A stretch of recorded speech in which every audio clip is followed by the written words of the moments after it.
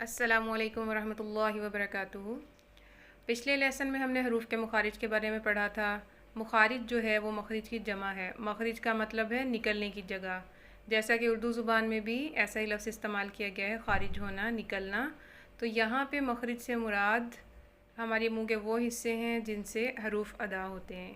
ठीक है, अब हम इसमें एक आसान तरीका देखेंगे जिससे हमें आसानी से पता चल जाएगा कि कौन सा हरफ कहाँ से अदा हो रहा है। उसके लिए हमने हरफ को साकिन करना है, उसके शुरू में हमने अलिफ ज़बर लगाना है। फिर हम उसको पढ़ के देखेंगे तो हमारी ज़ुबान या हमारे मुंह का जो भी हिस्सा है वो खुद ब खुद हमें महसूस हो जाएगा कि यहाँ से यह हरफ अदा हुआ है। अब सबसे पहले हम देखते हैं बा है, इसको हम पढ़ेंगे अलिफ बा ज़बर अब ये कहाँ से अदा होता है? हमारे दोनों होंठों का जो गीला हिस्सा है, अंदरूनी हिस्सा आपस में जब मिलता है तो बा अदा होता है। उसके बाद जो मीम है, ये इसको भी पढ़ के देखते हैं, अलिफ मीम ज़बर इसमें ये है कि थोड़ा सा आगे वाला हिस्सा जो है, बाहर का थोड़ा सा हिस्सा, लेकिन तर हिस्सा ही होता है, गीला हिस्सा ही होता है, वहाँ से मीम अदा होता है। अब वैसे इनकी अदायगी में कोई मुश्किल नहीं है, जैसा कि मैंने पहले भी बताया था कि कुछ हरूफ ही ऐसे हैं जिनकी अदायगी में हमें थोड़ी प्रैक्टिस करनी पड़ेगी या हमें मेहनत करनी पड़ेगी। बाकी हरूफ जो है बआसानी अदा हो जाते हैं, लेकिन हमें हर एक के मखरिज का पता होना चाहिए ताकि अगर हमें किसी और को सिखाना हो, बताना हो तो हमें आसानी हो। अच्छा, यहाँ पे हमने मीम को पढ़ा अलिफ मीम ज़बर अच्छा, आप भी इसकी साथ साथ प्रैक्टिस करें। उसके बाद है अलिफ वाव ज़बर इसमें आप देख रहे हैं कि होंठ गोल हो रहे हैं, तो इसका मतलब है कि दोनों होंठों की गोलाई हो रही है, तो वाव अदा हो रहा है। इसी तरह है अलिफ फ़ा ज़बर इसमें हमारे जो ऊपर के दो दांत हैं सामने वाले, वो नीचे वाले होंठ को टच कर रहे हैं जब हम इसको पढ़ रहे हैं, और ऐसे पढ़ने से हमें खुद ब खुद महसूस हो रहा है। ठीक है, उसके बाद हम देखते हैं अलिफ ता ज़बर इसमें क्या है, पढ़ के देखिए, महसूस हो जाएगा कि ज़ुबान की नोक जो है वो दांतों की जड़ को टच कर रही है। इसी तरह फिर अलिफ दाल ज़बर ये भी वहीं से अदा हो रहा है। अलिफ तौ ज़बर ये भी वहीं से अदा हो रहा है, लेकिन हमने तौ और ता में फ़र्क बरकरार रखना है ताकि ये बारीक ना हो जाए और ये मोटा ना हो जाए। उसके बाद फिर है अलिफ ता ज़बर अब ये तीनों हरूफ भी एक ही जगह से अदा हो रहे हैं और ये हमें पढ़ते ही महसूस हो जाएगा।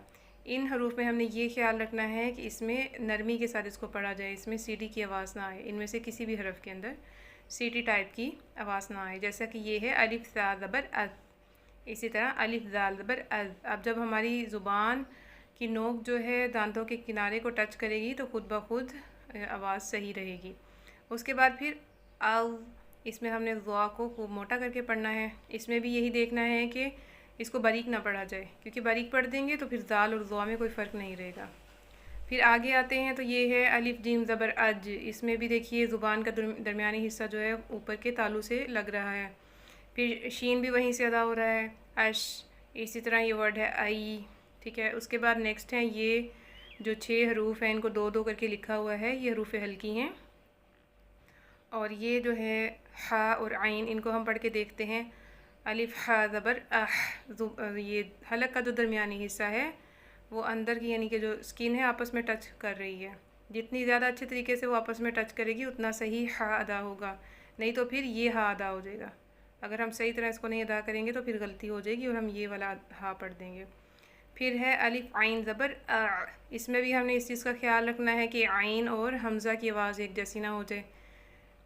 उसके बाद आगे आते हैं अलिफ ख़ा ज़बर अच्छा, ये जो है ये हलक के दरमियानी हिस्से से अदा हो रहे थे, और अब ये 2 हरूफ जो हैं ये हलक के जो स्टार्टिंग वाला हिस्सा होता है, यानी कि ज़ुबान की जो जड़ है उससे आगे का हिस्सा जो है जहाँ से हलक शुरू होता है वहाँ से ख़ा और गैन अदा होते हैं। इसको हम पढ़ेंगे तो अख अग।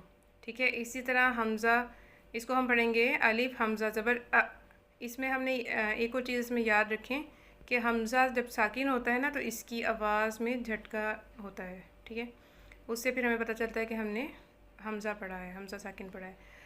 फिर है अलिफ हा ज़बर अब ये भी ये हलक के आखिरी हिस्से से अदा होता है। ठीक है, अच्छा जी, उसके बाद नेक्स्ट वर्ड है अलिफ रा ज़बर रा लाम और नून, ये भी एक दूसरे के करीब करीब ही हैं। अब रा जो है इसमें जो सामने वाले दांत हैं उनका जो ऊपर मसूड़े हैं उनके साथ ज़ुबान टच करती है तो रा अदा होता है। फिर लाम जो है इसमें अब दांतों के साथ साथ 2 दाढ़ें भी शामिल हो जाती हैं। ठीक है, उनके मसूड़े शामिल हो जाते हैं, वहाँ पे ज़ुबान टच करती है। इसको भी पढ़ के देखें तो महसूस हो जाएगा अल। फिर है अन, इसमें जो है सामने वाले दांत और एक दाढ़ शामिल होती है।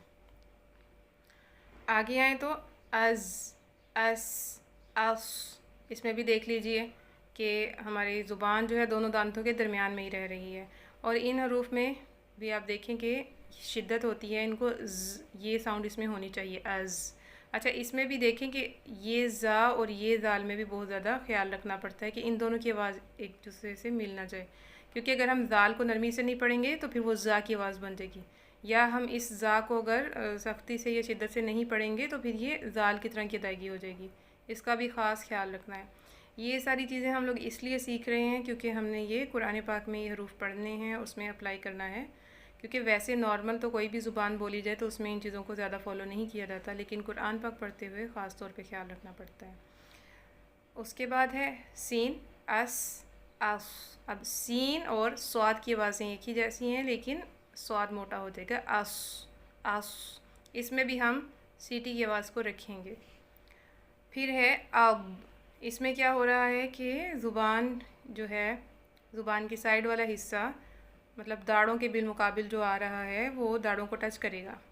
फिर है अक, अक। अब ये क़ाफ़ मोटा है, ये काफ़ बारीक है। ये जो है ज़ुबान की जड़ से अदा होता है, ज़ुबान की जड़ ऊपर वाले हिस्से को लगती है। इसको भी पढ़ के देखें, अक। उसके बाद है काफ़ साकिन, इसको पढ़ें अक।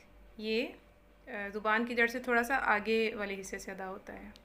उम्मीद है आपको इसकी समझ आई होगी। इंशाल्लाह इसकी प्रैक्टिस करें ताकि कुरान पाक पढ़ते हुए गलतियाँ ना हों। अब इंशाल्लाह अगले लेसन के साथ मिलेंगे, और तब तक के लिए अल्लाह हाफ़िज़।